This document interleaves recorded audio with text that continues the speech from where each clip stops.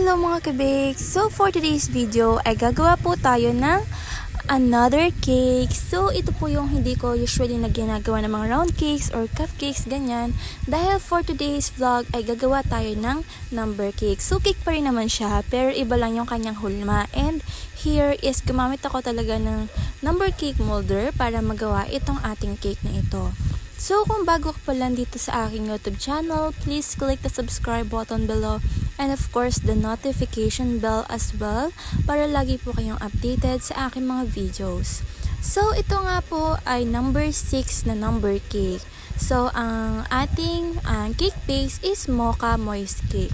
So, bago tayo magchikahan, ay gusto ko lang po sabihin sa mga disclaimer lang po sa ating mga viewers also na baka may magtanong na bakit hindi po ako nag-gloves.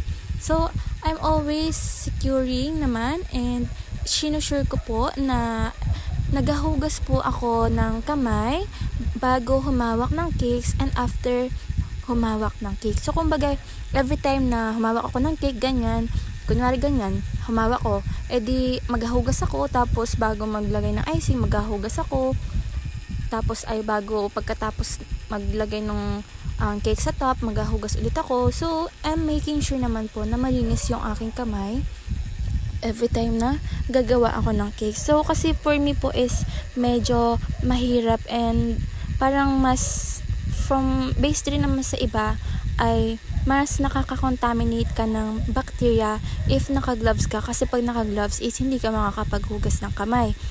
Though kahit na marami yung makapitan mong kumbaga ay makakapit ka ng cake, so hindi mo mahugasan yung kamay mo kasi naka-gloves or basta ganun. So basta I'm always making sure na maayos and malinis yung kamay ko every time nagagawa ako ng cake. So ayan nga mga kabakes, ito nga po ay gift ko sa aking pinsan and siya ay 6 years old na, so number 6 yung ating cake. And talagang ito po ay first time kong gumawa ng ganitong number cake. So talagang hindi ako nag-offer ng number cake na meron kasi na hindi gumagamit ng molder and ang ginagamit nila is mga rectangular pan and nagahulma lang sila doon ng number. So ayan, para sa akin kasi ay mahirap yung ganun and parang mas ma-access sa mga cakes. So pero yung solusyon naman nila doon, if ever na may tapyas na cakes, is ginagawa nila is binebenta nila. Ganon. Pero ako yung ino-offer ko lang dati is number cupcakes. So, sa isang number is, it consists of 11 to 12 cupcakes. So, ayan, dahil nga ay ako ay hiling-hili sa ibang vloggers na napapanood ko. Kasi ay, ang ganda na magawa nila na number cake. And also ay marami ring nagatanong sa akin kung may ganito daw akong ino-offer. So, ayan, talagang nagpursige ako na bumili rin ng ganitong molder para naman magawa ko ngayong birthday ng aking pinsan. So, siya nag-birthday noong August 9. So, yung mocha moist cake is first time ko lang rin po gawin. Kaya, saktong-sakto, first time kong gumawa ng number cake and first time ko rin gumawa nitong moist cake. And nakakatuwa dahil ang sarap niya, guys. Para siyang banana cake na parang lava cake. Ganun yung pagkakalasa niya. Pero, of course, nilagyan natin ng coffee yan. Kumbaga mas hindi lang yung lasa noong coffee. So, pangit rin naman yung super lasa yung coffee, di ba? Tapos, yung icing nito, guys, is nilagyan ko rin ng mocha flavorade ng Bakersfield. Kaya mas sumarap siya. Mas compatible yung lasa ng icing doon sa ating cake. So, ang ano nga pala nito, ang team nga pala nito, ang aking naisip na lang is frozen tin cake. So, ayan, para makuha ko yung light na yan na color is mocha flavorade plus light royal blue na ng Chef Master dyan na food color.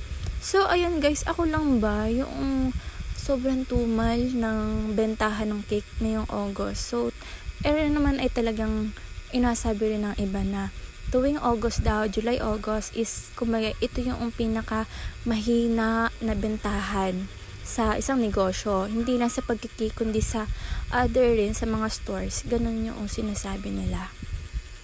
So, ayan, okay lang since ay nakakapahinga-pahinga naman kita. Dahil last July ay kumbaga ay talagang sobra yung blessings na binigay sa akin ni Lord that month.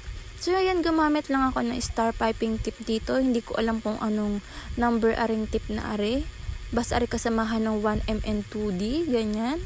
Tapos, ayan, nagsulat lang din ako ng happy birthday doon sa baba. And doon sa ating feeling naman sa gitna is mga icing lang yan. Pero yung iba, nagalagay sila ng mga ganache, ganyan. Pero wala akong available. That's why, icing lang po.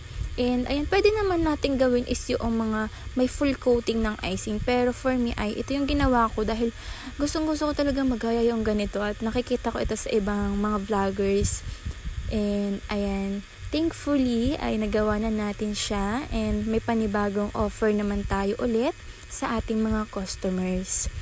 And ayan, syempre naglagay din tayo dito ng dowel para secured siya na kahit ibiyahe, and also the glucose syrup dun sa ilalim ng cake para secure siya, and na kumbaga kahit ibiyahe ng malayo ay secured siya and hindi siya madudulas ba or may slide because of the icing. And ayan, naglagay tayo ng mga white draggies, and nagprint lang din ako ng mga printable toppers dito from Pinterest app. Ayan, super sarap talaga guys nung moist mocha cake. Ang first time ko talaga makatikim ng ganun. Akala ko hindi siya masarap. Ang sarap niya pala. So, ayan. Sana yung next time ay magawa naman natin ay ube moist cake. So, since ay wala pa akong available na powder, ay siguro soon ay agawin din natin siya. So, ayan.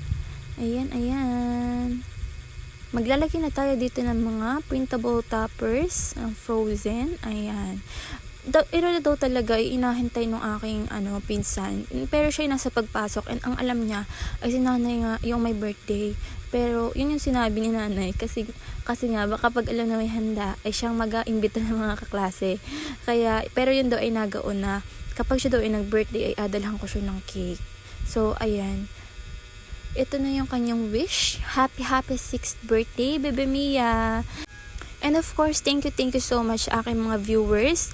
And see you guys on my next vlog. Bye bye!